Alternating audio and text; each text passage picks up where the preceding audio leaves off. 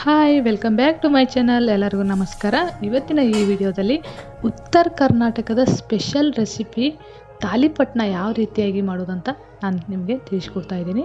ಮೊದಲಿಗೆ ನಾನಿಲ್ಲಿ ಪಲ್ಯಗಳನ್ನು ತೊಗೊಂಡಿದ್ದೀನಿ. ಯಾವ ಪಲ್ಯ ಅಂದರೆ ಮೆಂತ್ಯ ಪಲ್ಯ, ಪಾಲಕ್ ಪಲ್ಯ ಮತ್ತು ಸಬ್ಬಸಿಗೆ, ಸ್ವಲ್ಪ ಕೊತ್ತಂಬರಿನ ನಾನು ತೊಗೊಂಡಿದ್ದೀನಿ. ಇವಾಗ ನಾನು ಹಿಟ್ಟನ್ನ ತಗೊಳ್ತಾ ಇದ್ದೀನಿ. ನಾವು ಕಡಲೆ ಹಿಟ್ಟು ಮತ್ತು ಜೋಳದ ಹಿಟ್ಟನ್ನ ನಾನಿಲ್ಲಿ ತಗೊಳ್ತಾ ಇದ್ದೀನಿ. ಇದು ನಾವು ಎಷ್ಟು ತೊಗೊಳ್ಬೇಕಂದ್ರೆ ನಿಮಗೆ ಎಷ್ಟು ಬೇಕೋ ಅಷ್ಟು ತೊಗೊಳ್ಬೋದು. ಆದರೆ ಎರಡು ಸಮ ಪ್ರಮಾಣದಲ್ಲಿರಬೇಕು, ಎರಡು ಅಷ್ಟೇ ತೊಗೊಳ್ಬೇಕು.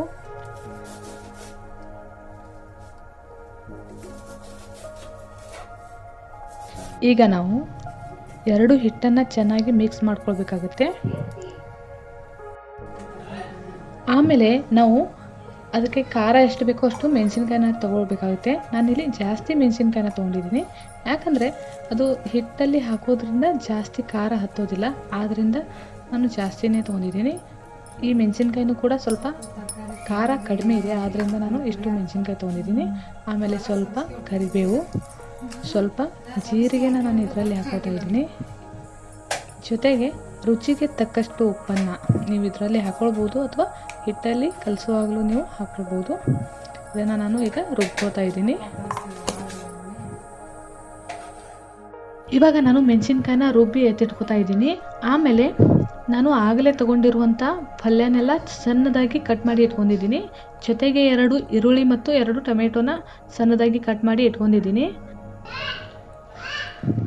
ಈಗ ನಾನು ಆಗಲೇ ತಗೊಂಡಿರುವಂಥ ಹಿಟ್ಟಿನಲ್ಲಿ ಸ್ವಲ್ಪ ಕೈಯಿಂದ ತಿಕ್ಕಿ ನಾನಿಲ್ಲಿ ಅಜ್ವಾನನ ಹಾಕೋತಾ ಇದ್ದೀನಿ. ಇದನ್ನು ಸ್ವಲ್ಪ ಕೈಯಲ್ಲೇ ಇಟ್ಕೊಂಡು ತಿಕ್ಕೋದ್ರಿಂದ ಸ್ಮೆಲ್ಲು ಹೊರಬೀಳುತ್ತೆ, ಆದ್ದರಿಂದ ಚೆನ್ನಾಗಿ ಸ್ಮೆಲ್ ಬರುತ್ತೆ. ಜೊತೆಗೆ ಚಿಟಿಕೆ ಅರಿಶಿನ ಪುಡಿನ ಹಾಕೋತಾ ಇದ್ದೀನಿ.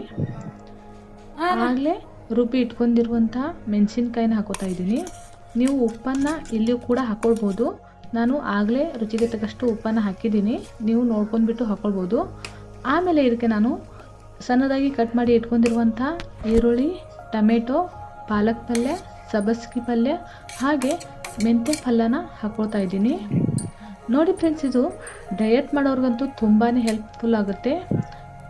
ಇದರಲ್ಲಿ ಜಾಸ್ತಿ ನಾವು ಪಲ್ಯಗಳನ್ನು ಹಾಕೊಂಡು ತಿನ್ನೋದ್ರಿಂದ ನಮ್ಮ ಆರೋಗ್ಯಕ್ಕೂ ಕೂಡ ತುಂಬ ಒಳ್ಳೆಯದೇ. ಇದು ಪಲ್ಯನ ಜಾಸ್ತಿಯಾಗಿ ತಿಂದೇ ಇದ್ದವ್ರಿಗೆ ಈ ರೀತಿಯಾಗಿ ಮಾಡಿ ಕೊಡೋದ್ರಿಂದ ತುಂಬಾ ಇಷ್ಟಪಟ್ಟು ತಿಂತಾರೆ. ನೀವು ಕೂಡ ಒಮ್ಮೆ ತಪ್ಪದೆ ಈ ರೆಸಿಪಿನ ಟ್ರೈ ಮಾಡಿ ನೋಡಿ, ಯಾವ ರೀತಿ ಬರುತ್ತೆ ಅಂತ ನಿಮಗೆ ಗೊತ್ತಾಗುತ್ತೆ.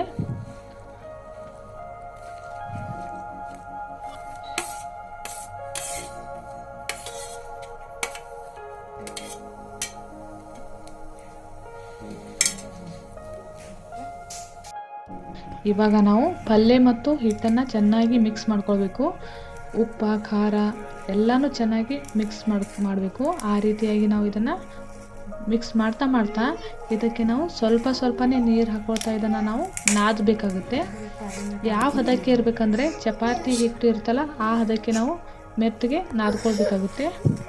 ಜಾಸ್ತಿ ಅಳಸು ಮಾಡುವಂಗಿಲ್ಲ, ಅದೇ ರೀತಿ ಗಟ್ಟಿನೂ ನಾದ್ಕೊಳ್ಳುವಂಗಿಲ್ಲ. ಒಂದು ಹದಕ್ಕೆ ಬರೋ ರೀತಿ ಇದನ್ನು ನಾವು ನಾದ್ಕೊಳ್ಬೇಕಾಗುತ್ತೆ. ಹಿಟ್ಟು ನಾದಿದ ಮೇಲೆ ನಾವು 10 ನಿಮಿಷ ಮಾತ್ರ ಇಡಬೇಕು. ಜಾಸ್ತಿ ಹೊತ್ತಿಟ್ರೆ ಇದು ಅಳಸಾಗುತ್ತೆ. ಆಮೇಲೆ ನಾವು ಈ ಕಡೆ ಒಂದು ಒಲೆ ಮೇಲೆ ತವೆನ ಇಟ್ಕೊಳ್ಳೋಣ. ಅದು ಬಿಸಿ ಆಗೋ ಹೊತ್ತಿಗೆ ನಾನಿಲ್ಲಿ ಒಂದು ಪೇಪರ್ನ ಕಟ್ ಮಾಡ್ಕೊತಾ ಇದ್ದೀನಿ. ಪ್ಲಾಸ್ಟಿಕ್ ಕವರ್ ಇದು. ಸ್ವಲ್ಪ ಜಿಪ್ ಕವರ್ ಇದ್ದರೆ ತಾಲಿಪಟ್ಟು ಚೆನ್ನಾಗಿ ಕೈಗೆ ಬರುತ್ತೆ, ಅಂಟ್ಕೊಳ್ಳೋದಿಲ್ಲ. ಈ ರೀತಿಯಾಗಿ ನಾನು ಕಟ್ ಮಾಡ್ಕೊಂಡು ಇದಕ್ಕೆ ಚೆನ್ನಾಗಿ ಎಣ್ಣೆನ ಹಚ್ತಾ ಇದ್ದೀನಿ. ಎಣ್ಣೆನ ಹಚ್ಚಿದ ಮೇಲೆ ನಮಗೆ ಎಷ್ಟು ದೊಡ್ಡ ಸೈಜ್ ಬೇಕೋ ಅಷ್ಟು ಒಂದು ನಾನು ಉಳ್ಳೆನ ತೊಗೊಂಡ್ಬಿಟ್ಟು ನಾವು ನೋಡಿ ಇಲ್ಲಿ ಯಾವ ರೀತಿಯಾಗಿ ಇದನ್ನು ಒತ್ತಾ ಇದ್ದೀವಲ್ಲ ಆ ರೀತಿ ಅದನ್ನು ನಾವು ತಟ್ಕೊಳ್ಬೇಕಾಗತ್ತೆ. ಈ ರೀತಿಯಾಗಿ ತಟ್ಕೊಳ್ಳೋದ್ರಿಂದ ಯಾವುದೇ ರೀತಿಯಾಗಿ ಅದು ಹರಿಯೋದಿಲ್ಲ. ಜೊತೆಗೆ ಈ ರೀತಿ ಪ್ಲಾಸ್ಟಿಕ್ ಮೇಲೆ ಇದನ್ನು ತಟ್ಟೋದ್ರಿಂದ ಕೈಗೆ ಸುಲಭವಾಗಿ ಇದನ್ನು ನಾವು ತಗೊಳ್ಬೋದು. ಆದ್ದರಿಂದ ಈ ರೀತಿಯಾಗಿ ನಾನು ಮಾಡ್ತಾಯಿದ್ದೀನಿ.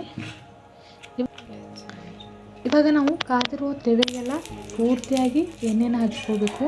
ಎಣ್ಣೆ ಹಚ್ಕೋದೇ ಹೋದರೆ ಇದು ಅದಕ್ಕೆ ಅಂಟ್ಕೊಂಡ್ಬಿಡುತ್ತೆ, ಹೊತ್ತುತ್ತೆ. ಆದ್ದರಿಂದ ಚೆನ್ನಾಗಿ ತೆವೆಗೆ ಎಣ್ಣೆನ ಹಚ್ಕೊಂಡ್ಮೇಲೆ ಈ ರೀತಿಯಾಗಿ ಅದನ್ನು ನಾವು ಕವರಿಂದ ರಿಮೂವ್ ಮಾಡ್ಕೊಳ್ಬೇಕು.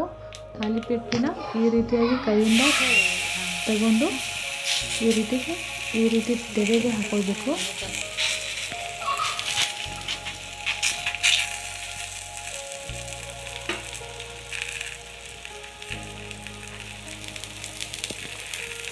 ತಾಲಿಪಟ್ಟು ಸ್ವಲ್ಪ ಬೇಯ್ತಾ ಇದ್ದಂಗೆ ನಾವು ಮೇಲೆ ಎಣ್ಣೆನ ಹಚ್ಕೊಳ್ಬೇಕಾಗುತ್ತೆ. ಚೆನ್ನಾಗಿ ಬೇಯುತ್ತೆ ಈ ರೀತಿಯಾಗಿ ಎಣ್ಣೆನ ಹಚ್ಚಿದ್ರೆ. ಇದನ್ನು ಜಾಸ್ತಿ ಉರಿಯಲ್ಲಿ ಇಟ್ಟು ಬೇಯಿಸೋಂಗಿಲ್ಲ, ಅದೇ ರೀತಿ ಪೂರ್ತಿ ಕಡಿಮೆ ಉರಿಯಲ್ಲೂ ಇಟ್ಟು ಇದನ್ನು ಬೇಯಿಸೋಂಗಿಲ್ಲ. ಮೀಡಿಯಮ್ ಫ್ಲೇಮಲ್ಲಿ ಇದ್ದರೆ ಸಾಕು, ಚೆನ್ನಾಗಿ ಬೇಯುತ್ತೆ. ಇವಾಗ ನಾವು ಒಂದು ಕಡೆ ಬೇಯಿಸಿದ್ದೀವಿ, ಮತ್ತೊಂದು ಕಡೆ ಇದನ್ನು ಬೇಯಲಿಕ್ಕೆ ತಿರುವಾಗ್ತಾ ಇದ್ದೀನಿ.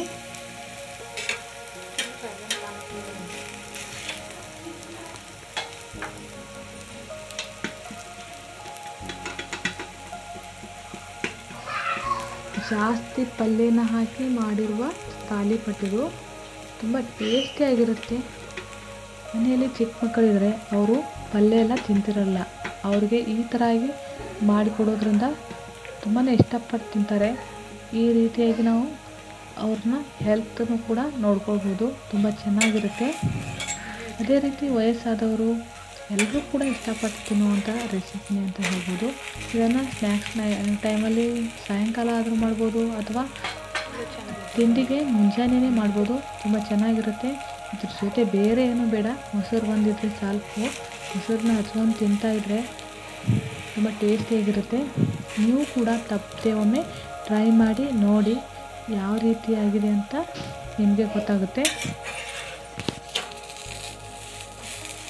ಈ ರೀತಿಯಾಗಿ ನಾವು ಎರಡೂ ಕಡೆನೂ ಚೆನ್ನಾಗಿ ಬೇಯಿಸ್ಬೇಕು ಇದನ್ನು.